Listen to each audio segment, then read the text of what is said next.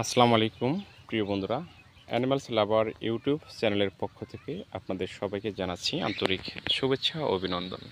বন্ধুরা, কঠিন পরিশ্রম করে যারা মাথার ঘাম পায়ে ফেলে আমাদের সোনার ফসল ফলায়, সোনার ফসল ঘরে উঠিয়ে দেয়, তারা আমাদের কৃষক ভাই।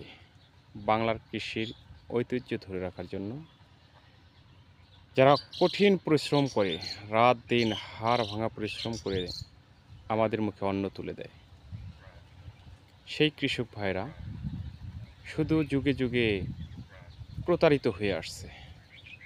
ফসলের ন্যায্য মূল্য না পাওয়ায় বন্যা, ঝড়, জলোচ্ছ্বাস, খরা ক্ষতিগ্রস্ত হয়েও তারা জীবনের সবটুকু শ্রম উৎসর্গ করে আমাদের জন্য যে ফসল ফলিয়ে দেয়, যে কঠিন পরিশ্রম করে, তবুও তাদের মুখের হাসি এতটুকু ব্লিন হয়ে যায়নি।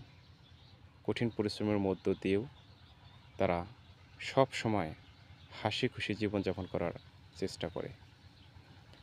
তারপরেও আগে আল্লাহ, পরে এই কৃষক ভাইরা যে পরিশ্রম করে, পরিশ্রমের মধ্যে আল্লাহ পাক যে রহমত করে, এই রহমতের দরুন পৃথিবীর সমস্ত মানুষ আমরা যে অন্ন গ্রহণ না করলে, যে খানা না খেলে আমাদের জীবন বাঁচে না, যারা এই যোগানটা আমাদেরকে দেয়, যে শ্রমটা আমাদেরকে দেয়, শুধু কিছুদিন টেলিভিশনের পর্দায়, ইউটিউব, ফেসবুকের পর্দায় প্রশংসায় ভাসে, কিন্তু সঠিক মূল্যায়ন, সঠিক শ্রমের মূল্যায়ন, সঠিক মানে কৃষি পণ্যর যে মূল্য, সেটা কিন্তু আমাদের কৃষকরা আজ পর্যন্ত পায়নি।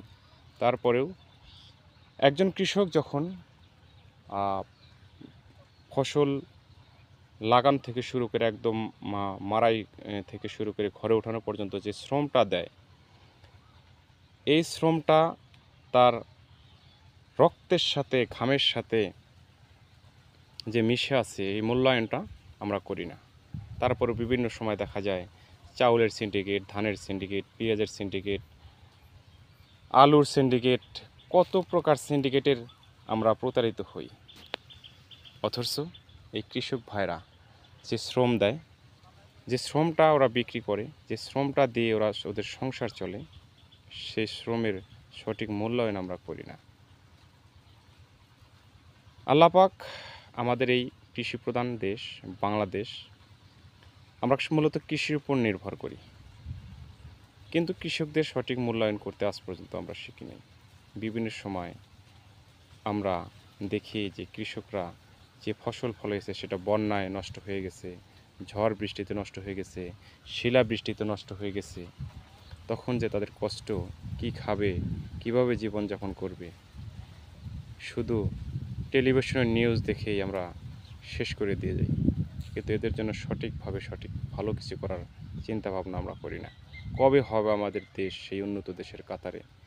আমাদের দেশের প্রতিটা কৃষক সঠিক মূল্যায়ন পাবে, ফসলের যে মূল্য সেটার থেকে প্রতারিত হবে না, শ্রমের যে মূল্য সে থেকে প্রতারিত হবে না। অনেক মানুষ আছে যে জমি আবাদ করে, যে জমিতে ফসল ফলায়, শেষ হিসাবে দেখা যায় যে এই মানুষগুলো না দিতে পারে অন্য জমিতে শ্রম, না নিজের পরিশ্রম করতে পারে। যে মধ্যবিত্ত যে ফ্যামিলিগুলো, যাদের 6 মাস ঘরে খায়, 6 মাস কিনে খায়, যে ফসল ফলায়, তার অধিকাংশ অর্ধেকের বেশি যে মূল্যটা আছে এটা আপনার লেবার, তেল খরচ, অন্যান্য যে খরচ আছে সেখানে চলে যায়। যে সামান্য কিছু থাকে সেটা শুধু বছরের 6 মাসের অথবা তার চেয়েও কমে সময়ের ভাত হয়, কিন্তু বাদ বাকি সময়টা তারা যে কষ্ট করে পার করে, এটা আসলেও আমাদের জন্য একটু অনুশোচনা ছাড়া আর কিছুই নেই। সবাই ভালো থাকবেন, সুস্থ থাকবেন। কঠোর পরিশ্রম করে যারা দেশে সোনার ফসল ফলায়, মাথার ঘাম পায়ে ফেলে যারা সোনার ফসল ফলায়, তাদেরকে